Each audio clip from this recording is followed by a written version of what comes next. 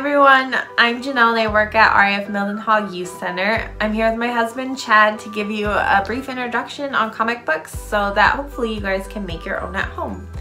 Comics may seem pretty simple, but they're actually quite complex. Let's start off with the basics. Comic books and graphic novels are a type of book that use words and pictures to tell a story.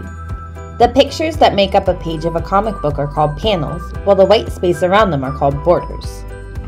On this page, there are no borders, and the picture goes right to the edge of the page. That's called a full bleed. You can use borders on some of the pages, all of them, or none of them. It's your story, so you can do whatever you want. Most of the time, you read a comic book like you would read any other book. Top of the page to the bottom, left side to the right. However, sometimes the panels are laid out on the page in different ways to change things up or to express how the events in the story are happening in different ways. When you're making your own comic, you can try arranging the panels on the pages in different ways. Doing this, you can come up with different ways to tell the story that you're telling. One way that comics writers and artists tell their story is by showing events happen across several panels so that you can see the passage of time or you can see characters and objects in motion. By looking at this page, you can tell that Superman is flying towards something because he's getting closer to you. You can tell that time has passed in this picture because the Flash has run away and we're just seeing the dust that he kicked up left behind. This page demonstrates another pretty cool way to show that time has passed in your story, but this time it's through a flashback to something that happened a long time ago. You can tell that the pictures in the top half of this page happened many years ago, not just because Alfred had hair back then, but also because of how those pictures are in black and white, while the pictures on the bottom half of the page that are showing what's happening in the present time are in color. This page does something similar, where it shows a recap of the things that happened in the previous story in the 4 smaller pictures on the right side of the page with the pink narration boxes. Again, you can tell this is a flashback because of the different colors used in those pictures. Doing something like this in your story can be really useful because it gives the reader a lot of information, all in the space of only half of a page. Another common thing in comics is a splash page. A splash page is an entire page that is just one big picture. These are usually used to reveal something surprising, to show an action with a lot of detail, or to include lots of characters in a single picture. Or it can be a double splash page where one picture covers 2 whole pages. Now that we know how the characters move around the page, let's talk about how they talk to each other and express their thoughts.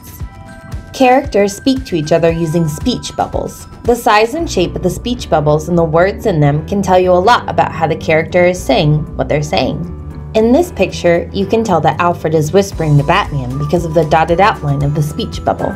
Sometimes you'll see things like this, where the shadow speech bubble is a different color than everyone else's to show that his voice has a very unique sound to it. You'll also see in this picture that Kato is saying "Kaya" very loudly because of the red outline and the big letters, and then he says pretty quietly because of the small letters and the wavy outline of the speech bubble.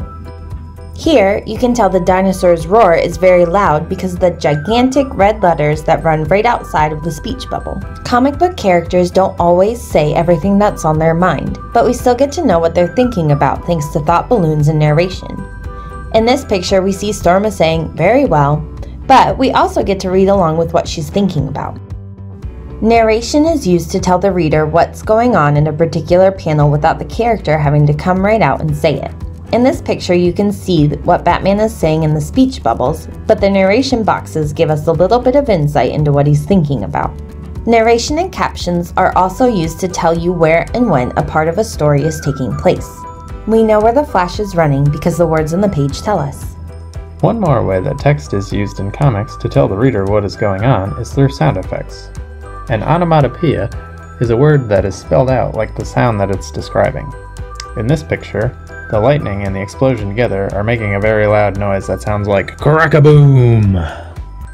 Thor's hammer, Mjolnir, smashing through the wall sounds like kaboom, while the Green Arrow's boxing glove arrow hitting the Riddler in the back of the head makes the noise like a thud. Now here comes the fun part.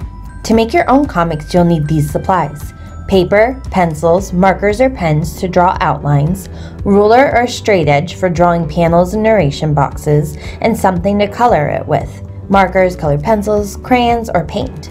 Most comic book art starts out as a pencil drawing, which is then outlined with black ink and then colored in. But there's really no right or wrong way to do it.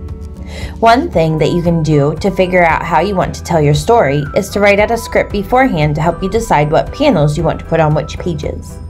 You don't have to start out this way, but it can be helpful for keeping your story organized. We hope that this introduction to comic books will come in handy when you're making your own. We can't wait to see what you create. Be sure to share them with us. Until next time.